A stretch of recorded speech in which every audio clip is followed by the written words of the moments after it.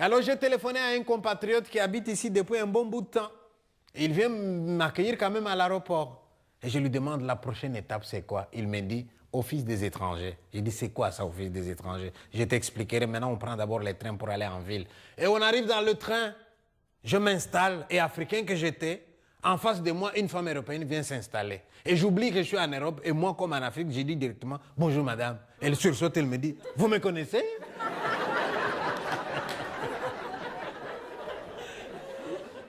Parce qu'en Belgique, pour dire bonjour à quelqu'un, il faut les connaître. Et moi qui viens d'Afrique, j'ai dit, mais comment vous connaître si je ne commence pas par vous dire bonjour? Alors je demande à mon compatriote, la prochaine étape c'est quoi? Il me dit, Office des étrangers. J'ai dit, c'est quoi Office des étrangers? Oh, mais c'est un building avec des juristes. Hein. Tu vas là-bas et tu vas raconter ton histoire. Il dit, d'accord. Tu m'accompagnes? Oui, oui. Quand ça, demain? À quelle heure? 5 heures du matin. J'ai dit, pardon? En Belgique, pendant l'hiver, à 5 heures du matin, les Belges sont déjà au bureau. Non, non, non, c'est nous aller avant pour être dans la file d'attente à un bon endroit. OK, les jours suivants, 4 heures du matin, on est déjà debout. Hein. Pendant l'hiver, je vous assure, il fait froid. Hein. Oh là là. Et on marche pour aller jusque-là. Et on y arrive. On croyait être le premier. La file est déjà longue. Oh là là, et on se met dans la file. On a l'impression que le temps s'arrête. 5h15 qui ne vient pas. 5h30, une éternité. 5h45, 6h, 6h15, 6h30, 6h45, 7h, oh là là, ça n'en finit pas. 7h15, 7h30, 7h45, 8h. Alors vers 8h15, les Européens viennent lentement. Ils ouvrent leur bureau lentement. Ils tirent les rideaux lentement. Ils prennent leur café lentement. Et quand ils ont fini, alors ils nous ouvrent une porte. Nous entrons dans un grand hall. Au moment où on entre là-dedans, on est libre. Hein? Mais une fois qu'on est dedans, on n'est plus libre. Parce que derrière nous, ils vont fermer la porte à clé. Certains parmi nous sortiront avec des menottes au poing. Il y a un véhicule qui les attend dehors pour les amener au centre fermé, d'où ils seront expulsés man militari, parfois avec un coussin sur les nez pour qu'ils ne crient pas.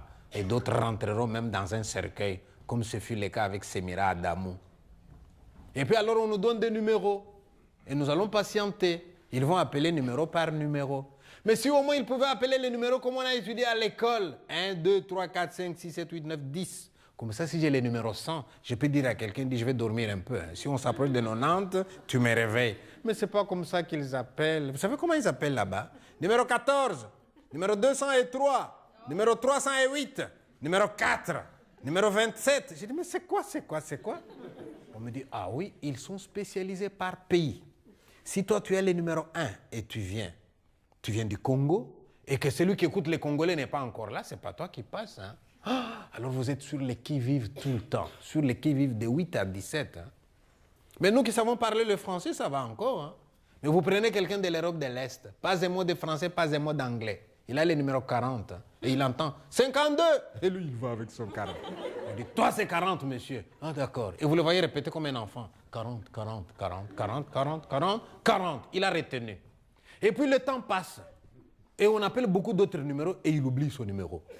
Un moment, alors plus tard, il entend 140. Et il va avec son 40. Mais toi, c'est 40, monsieur. Finalement, il est tellement perdu. C'est nous, les Africains, qui les aidons parfois en lui disant, monsieur, vous assis ici à côté de moi. Moi, écoutez pour vous. Quand lui appelez vous, moi dire vous et vous allez là-bas. Ça va, monsieur?